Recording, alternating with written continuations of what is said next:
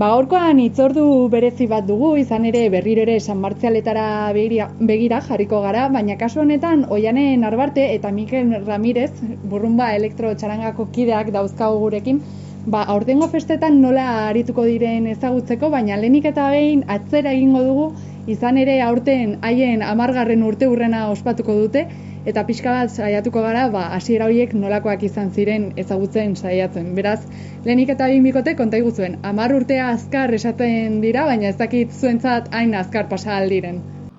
Desentetxo pasa dira, ez da? Egia esan oso azkar konturatzerako hasi ginean, ekipo 10 urte betetze ditugula eta zerbait hasi beharke antolatzen eta esan dugu, ostra, 10 urte eta jarri ginen begiratzen atzera, zenbat jende pasa den guretik, zenbat aktuazio eta horitzen zate hau egin genula hemen eta beste eura eta zeintzuk hasi ginen, orain, ze aldaketa, orain jende berria, esatetik, gazteena nintzen eta orain kasi zarrena, eta ostras, pasa dira, bai. Konta iguzuen, nolakoak izan ziren hasieraiek, nolatan erabaki zenuten taldea sortzea? Hasiera batean beste talde batean geunden sartuta, Hondarribiko elektropatxarangan, esan daiteke lasai asko, han laguna asko utzi genituen, eta hortikan, irundar batzuk eta beste hondarbitar batzuen artean, beste talde bat sartzeko grin hori sortu zitzaigun, eta horrela sortu zen burrunba 2015ean, 10 urte ja. Hori gure nahi genuna zen ondo pasatzea, musika ona egitea, eta beti bezala geneukagun kuadrilla hori mantentzea, eta Oienek esan duen bezala, 10 urte pasata dozenaka kide pasain dira taldetikan, gaur egun 2015 urteko kide fundadore horietatik ez gera asko geratzen, dozena erdi bat baina gehiago bai, baina jende berri asko sartu izan da 10 urte hauetan zehar, eta agian hori izan daiteke taldearen osasuna nabarmentzen duen puntu horietako bat, ez? Jende berria sartzen joan izan dela, aire fresko hori eman da, eta veteranoak eta jende berriaren nasketa horrekin batera, hori da gaur egun burrunba elektrotxaranga.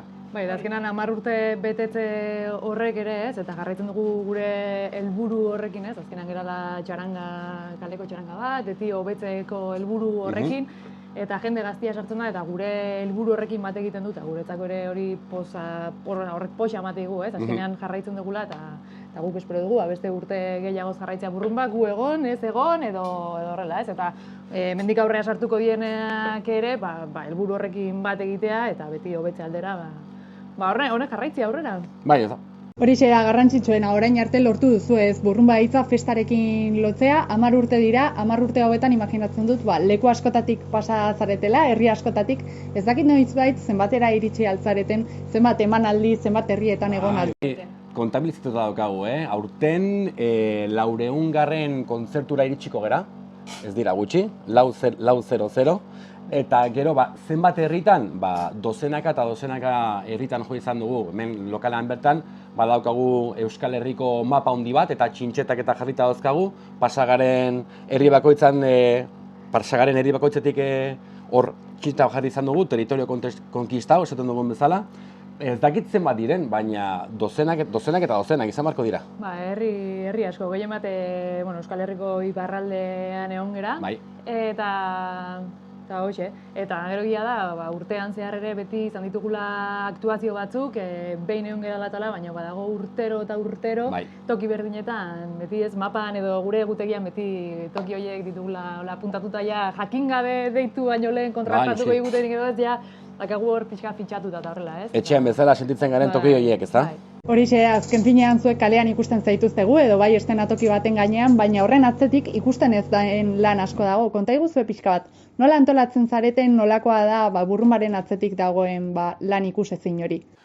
Gaur egun gure antolakuntza aldetikan adibidez badaukagu logistika talde bat, 3 kide daude hor sartuta, eta eurek antolatzen dituzte, urte guzti hauetan zehar, jende ezberdinak eraman izan ditu lan horiek, baina kotxeak antolatzen dituzte, zeintzuk joaten diran zehortutan, eguneko planina horrek gure kalendarenean agertzen da, zerutan geratzen garen, zerutan ateratzen garen, zerutan iritsi, nolako iraupena dakan saioa, non afaldu, olako gauza guzti horiek, logistikako talde batek eramaten ditu, eta gauzak egia esan asko erresten ditu.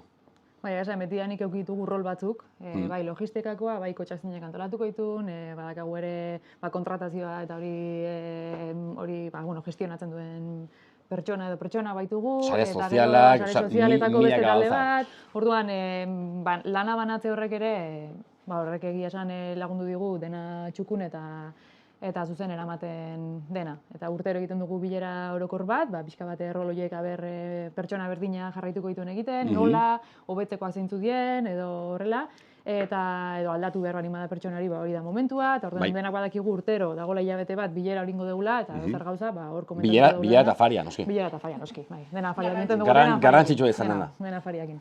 Hori da, eta konta iguzu, ekidealdetik nola zabiltzate aipatu duzue, jende berria sartu dira, beste batzuk utzi dutela, gaur egun gutxi gora bera, zenbat zarete, ordezkapenak ere egin barko dituzu, ezta? Saio bakoitzeko 15 bat kide juten gara, 15 bat neska mutil, badauzkagu jende berria eta zarra, baina gero plantillan 25 bat kide gaude. Familian, ez dakit, 25-30 igual. Horrelako zer. Bai, parecemos una ONG. Bai, hori da. Eta konta iguzue, errepertori aldetik ere gauzak aldatu behar dira, ez? Hori, beti egongo dira ongi etorriak diren abestiak, eta jendeak ondo hartuko dituenak, baina berritasunak tartean ere sartzen dituzu, ezta? Bai, azkenean baitugu beti abesti zehatz batzuk, beti ongi funtzionatzen dutelak, ez du inporta urteak pasatare, beti ondo funtzionatzen eta horiek mantentzen ditugu, horiek edozein momentutan ondo tortzen die. Baina egia da urtetik urtera juten gerala, azkenean momentuko beharrak ere betetzen pixka bat, ez? Eta modak ere aldatzen juten dire, eta orduan abesti berriak ateratzen, nasketa berriak egiten, eta azkenean beti badakagu zer berritu eta zer atera eta zer sortu. Hortarako baita ere daukagu beste talde bat, beste subgrupo horietako bat, partiturak eta egite dituztenak, hor jende trebea dago partiturak egiten, abestien birmoldaketak egiten, eta urtez urte 3-4 abesti berri ateratzen ditugu. Horrela izanen da. Argi dago festa zaleak zaretela, baina horrela lan egitea erresa da, mundu guztia festa giroan dagoenean zuek lanean aritzea, nola moldatzen zarete? Beti ez da erresa. Esan gehienetan nahiko erresa da, baina beti ez da erresa, ez? Batzutan topatu izan ditugola egoeratxo batzuk, adibidez gu gera festa giroaren aldekoa gera, eta gu ere festa giro horretan jartzen gera, eta gure helburu bat izaten da publikoaren konektatu eta dena aldik eta hoberen eramatea, ez? Baina egia da, badaudela egoera batzuk, badaudela beste baldintza batzuk sartzen direla tartean, jendeak igual kontziente izan gabe errespetu edo limite hori pixka bat pasatzen duena, ez? Eta hor izaten dira pixka bat gatazka txikiak, gu beti saiatzen gara gure aurpegi honen ateratzen eta beti, baina batzutan ez da erresa izaten eta batzutan horrek ere nekatu egiten zaitu. Baina, hori oso gutxi. Batzutan gertatzen da, baina gehienetan lortan dugu publikoaren konektatzea, beraien maila berdinean jartzea, eta hori guretzako izaten da aktuazio borobil bat izatea eta bikaina. Eta aurtengo San Martzialetara begira, konta iguzue, zer dakartzazue zeren hor zita berezi bat izango duzue, eta ez zarete zuek protagonistak izango? Urtero gotekera San Martzialetan, guretzako baita ere data konkretu eta oso garrantzitsua izaten da. Iauteriak eta Santo Tomas bezala. San Juan gauean, urtero bezala, hor joko dugu San Juan aldetikan. Gero Fikoban, Bitigoitiko herri bazkari egun horretan baita ere, holtza gainean ibiliko gara, jotzen, 21-ean, larun batean, baina hortara juten zeinen, ez da, ekainaren 14ean, hor Burrumaren 10. urte urrena ospatuko dugu, udalaren eskutikan, hor txaranga egun eder bat antolatu dugu guztien artean, eta 4 talde, 4 txaranga, 4 leto txaranga brass band ekariko ditugu kaletatik eta ibiltzeko, eguerditik Fangoriako kontzertua izan arte, guk hor atzetik ibiliko gera, animatzen, ondo pasatzen, gure 10. urte horretako omenaldia gozatzen. Azkenean beti biltzen gera gu beste festak eta beste omenaldi horiek girotzen, eta behingoz emango gara pixkat guretzako oparitxo bat, eta aurten guk ez dugu joko, baina